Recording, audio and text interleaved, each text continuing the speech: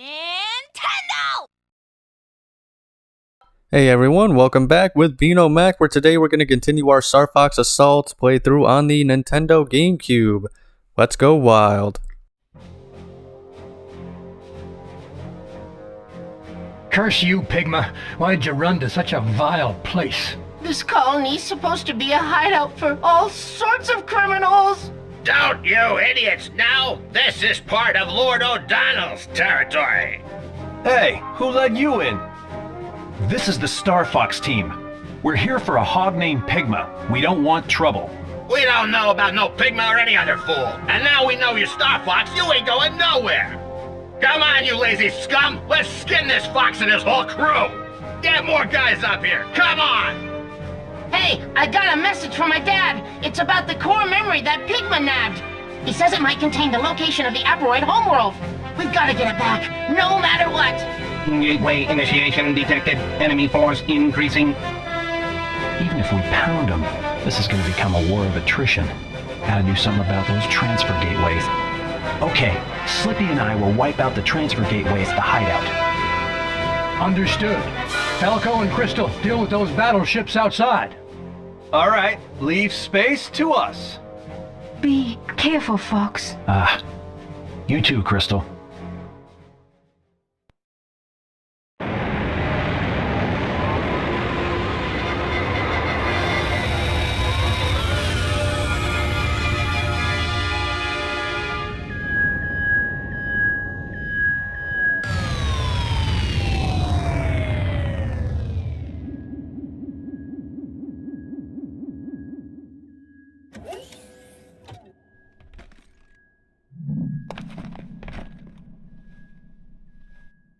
This is Fox.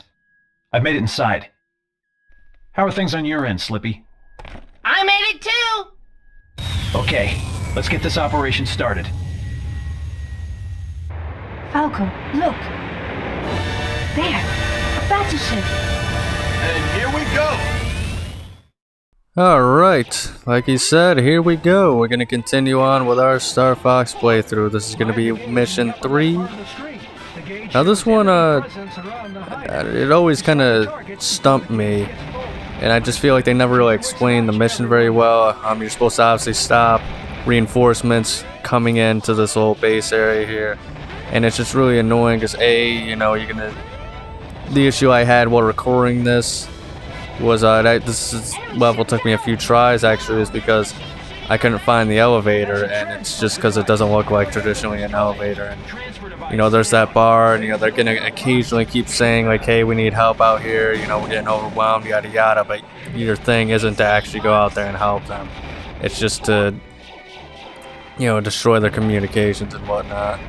And then once again, with the whole deal of the elevator is, I guess in certain terms you can see it, and like they even kind of allude to it once you reach the elevator, like, hey, protect the elevator. But I don't know, it isn't what I expected. You'll see, it's like a blue platform. So those are just some of the issues I had in this level. I'll probably point it out again once I get to the specific elevator, but we don't want that bar on the top left of our screen to fill up, otherwise the level's over with. So this one took me a little bit, but don't worry, this one is just my kind of finished playthrough. I think it took me like 3 tries. But the last few videos we've been talking about, somebody who's barely played Star Fox, what he thinks Nintendo should do with the franchise to save it. I'm sure there's a lot of people that have disagreements, and I'm willing to take what the people, the fans of the series have to say about what they think the Star Fox series needs to be and should be and whatnot, because obviously the ones who have thoroughly enjoyed it, this is the only one I played. So I am interested to hear what you guys have to say down there, below in the comment section. But here we're actually getting up close to the elevator. It's actually between those little purple lines in the distance, you can see, but that's what I'm saying. Like, I feel like it took me forever to figure out that was the elevator and that's where I needed to go. But yeah, so I've been talking about what I think they should do with Star Fox. So it doesn't grow stale this time. I'm gonna try and see, talk about other Nintendo franchises I think are just kind of have been underutilized as of late. I mean, F-Zero, it would be nice to get a, you know, another game in the series, you know, for modern audiences. I'm not sure how well it would do, but I still think it would be decently unique. I think it wouldn't be, I think it'd be a very small time project, if I'm being honest. I don't see it being a massive success, but I think it's still worth it to make new games, and maybe they could expand some things, you know, be a racing game, but also have, you know, in the story mode, maybe, you know, sections where it's just Captain Falcon being that guy, so to say, you know. Maybe it could even be like some beat 'em up sections or something like that, or, you know, because he is a bounty hunter, so it would make sense, you know, to have some sort of on foot area just for like the story mode or something like that, just to kind of expand the game in a way, you know. But yeah, I mean, look at this. I mean, it is an elevator, but like I just look at it and like it took me so long just to figure out like, hey, I'm supposed to go on here. But I think another franchise that I really want to try, and I'm surprised they never did it. Actually, I'm not surprised, and I'm gonna give my theory why they didn't do it, was Punch Out on the Switch. You'd think with the motion controls that'd be like a heavy motion control, you know, game that Nintendo would feature, but I think with today's modern society and how sensitive people are, especially about you know, stereotypes and cultural appropriation, I can see that, you know, why they wouldn't want to bring back, you know, all those bosses you fight, since it's pretty much the game is based, the characters are all built on stereotypes from other countries, you know. Soda Popinski is obviously supposed to be, I forget what his actual, you know, Japan name is, but it's supposed to be like a drunk vodka Russian guy, stereotypical. I think they have a Russian bear type guy that's real woodsman's. They have an Irish guy that's just a massive cheater. Obviously, Glass Joe is supposed to be a take on, you know, the French, how they're, you know, cowardly and not very good fighters and wars and stuff like that. So there's definitely, I can see why they don't want to bring that stuff to light. But even then, I mean, I feel like it's worth a try, you know. And if it doesn't work out, you know, I get it. I mean, try and create new characters at the very least. If they don't think it would work out. You know, I think it doesn't have to be a stereotype to be entertaining, you know, character-wise. But, I mean, Punch Out, F-Zero, Chibi Robo, I intend to play the original GameCube one. It sounds like the issue with that series is they've tried a lot of different things with it, where it just seems like a lot of people thought, like, hey, this initial concept in the first game is what really drew a lot of people in.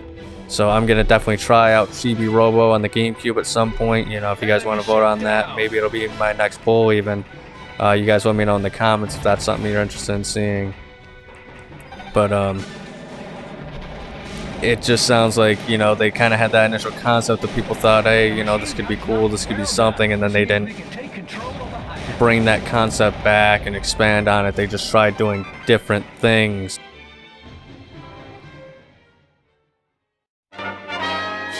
You fools! What are you idiots up to now? Boss, you're here! That you, Wolf? You're on my turf now. Watch your step, Fox. I think I'll torment you a bit before I cook you. Allow me to introduce myself. I am Panther, and all who see my roles meet death. We're just here for Pigma, okay? Shut your traps and hand him over. Pigma? Don't know anything about Pigma. But there is one thing. I'm owed an apology, and I will have it. Alright, so now we gotta deal with Star Wolf. So yeah, now we're gonna go in the R-Wing and we're gonna have to take them on outside. This is the introduction of Panther. I forget if Leo, I think this is the first appearance of Leo, you know, correct me if I'm wrong. I don't think he was in Star Fox 64, but once again, I haven't played it yet. But you know, this is obviously Starwolf, the team. Panther, I know for a fact this is his first game. I think it's pretty cool, you know, an interesting character. He's always flirting with Krystal. I think in even Command, one of the endings is a bad ending where Krystal ends up going with Panther and joining Starwolf. But I think these are very interesting characters. So, you know, it's too bad you can't play as... I feel like these two and Pigma himself would have been, you know, perfect characters to introduce and to, you know, for the multiplayer in this game. I never really understood why. I know they're trying to kind of introduce Wolf and give him a new role in this game as compared to his, you know, him just being a villain, which I think is cool. And I don't know, like I said, I like these cutscenes and I think they're great. It's just I think they need to give us a little bit more than what we got in this game for the story to really work. Oh man, god damn it. See, this is... Sometimes I just, I'm not very good at saving the partners. Hopefully this is the only one where this happens though. I mean, in the other ones I was able to have no issues and save them and whatnot, but, you know, like I said, it's just a casual playthrough. No, like, goals in mind or anything like that. Holy fish paste.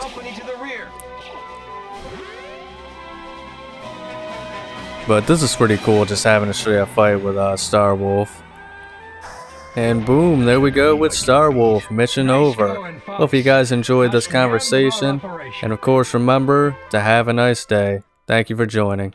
That's enough for now, Fox. Come on, Wolf. Enough of this. Just hand over Pigma already. Pigma's no longer part of Starwolf. And if he'd shown his filthy hide here, my men would have driven him out. But then where did Pigma go? Ah, the lovely Krystal. Words do you no justice. I am Panther Coroso. Here's to us. Now. Huh? Who's this idiot? Quiet, bird. What was that? Forget him. Look, just tell us where Pigma is. How can I resist this beauty? I believe the comm record will point you toward Vicina. You talk too much. Panther, Leon, let's go. Remember this, Fox. Starwolf will take you down one day.